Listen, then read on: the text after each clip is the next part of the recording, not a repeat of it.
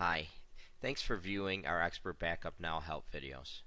In this video, we're going to take a look at what we do as our first steps after we sign up for our account. This screen is what's going to come up when we initially launch the software after we install it. What we're going to put in here is the username that we set up when we signed up for the account.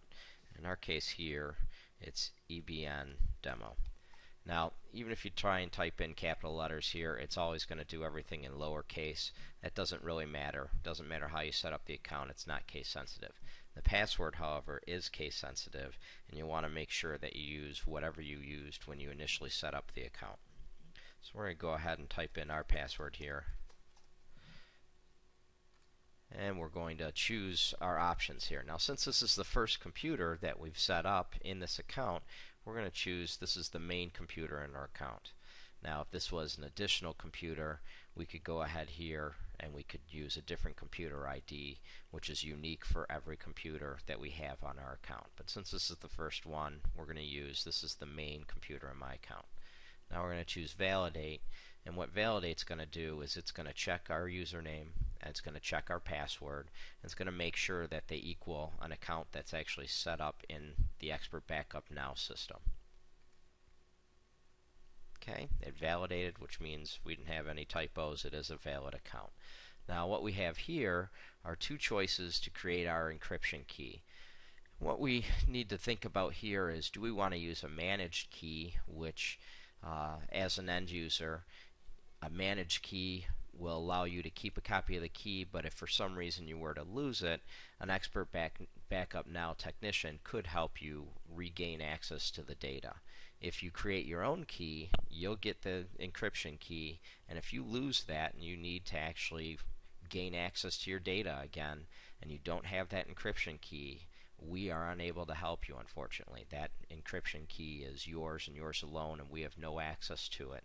And because of the way it's encrypted, you won't be able to decipher that information again. So if you choose this type of account or this type of encryption where you create your own key, you want to make sure to always have a copy of that key somewhere. And what we typically recommend is printing it out and putting it in a safety deposit box or storing it somewhere that is not in the same location or physical location as the computer that you're actually backing up.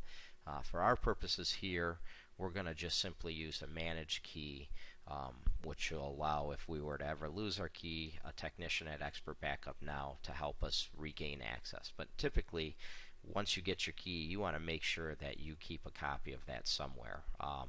And we prefer putting that on paper somewhere or storing it, just because if you store it on the computer that you're actually backing up and something happens to that computer and that file's gone, you're going to have a hard time recreating that data if you use a create your own key. If you use a managed key, again, we can help you with that. So we're going to choose use a managed key.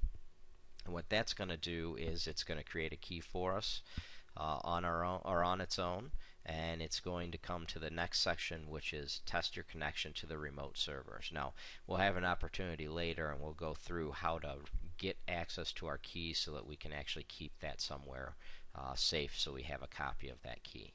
So right now we're going to go through and we're going to simply click on test, and this is going to test the connection to make sure that your computer with your internet connection is talking to our servers at Expert Backup Now.